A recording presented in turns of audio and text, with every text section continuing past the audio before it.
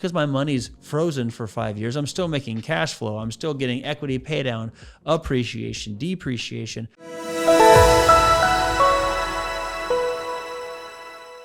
I feel educated but comfortable decision to invest in the areas that we've invested in. We have, I would say, lucked out, but it was part of our decision-making process to invest in the areas throughout the Midwest that we've invested in. And not that we won't invest in other areas, but that it's crazy that from 500 to 2,500 units, we didn't really have to deal with any tenants doing that. Yeah, there were onesies and twosies, but it really was not that much. I think that another thing that we lucked out on was that there were talk about a time in the history of investing that I can think of that if you ask anybody, you can't think of back to when was the influenza, 1918 or whatever it was. But nobody had to worry about the situation. Like when people say, Chris, you're going to invest in real estate, aren't you worried about tenants not paying? Aren't you worried about that toilet overflowing? No one would have said, aren't you worried about a worldwide pandemic that shuts down the entire world? And still, when you said earlier that people want the best and people want to succeed, and for the most part, people are give and take and they're trying to just succeed, I think they figured it out. Now, look, we're still feeling it, like the rates increasing and the inflation, this is going to be a long-term play, but ultimately, nobody helped us out, and we had a couple options as the middlemen. They deferred our payments. Trust me, we would still owe that, and our interest continued to accrue, and it was a lump sum payment. Now, you and I and our businesses and our partners did a good job of planning for this, so we didn't take the deferment. We just paid our mortgages like we were supposed to.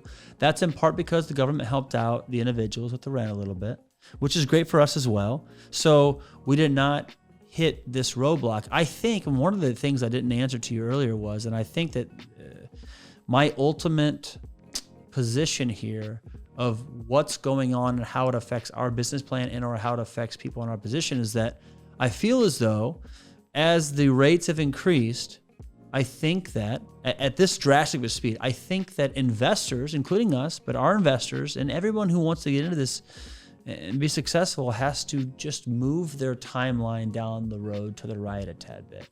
It was so easy for us to buy a 24 or 40 unit and just flip it in 18 months. It was great. Rates were great. Shoot, they were going down. Cap rates are going down, so we got a little help there. That's fine.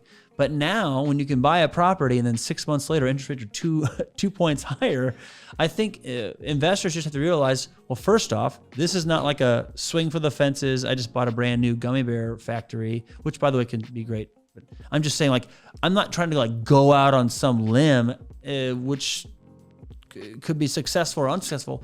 I'm saying we invested in an asset that people live in.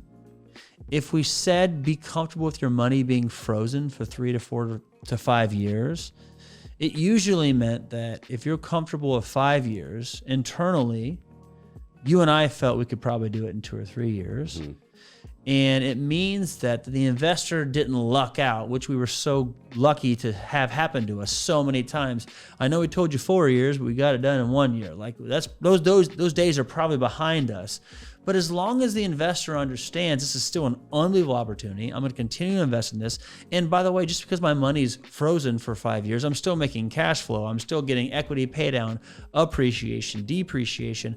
I think that the thing that needs to change are the sellers need to realize a little bit things should change, and we'll see if that happens as far as the price of an asset.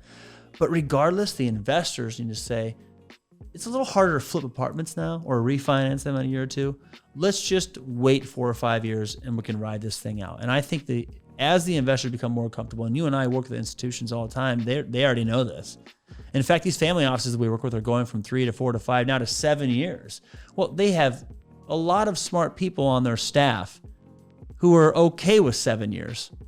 So, and the reason that is because let's be safe about this. Let's ride this out. It's still a great opportunity. And I think that click in the investment sector is what's needed.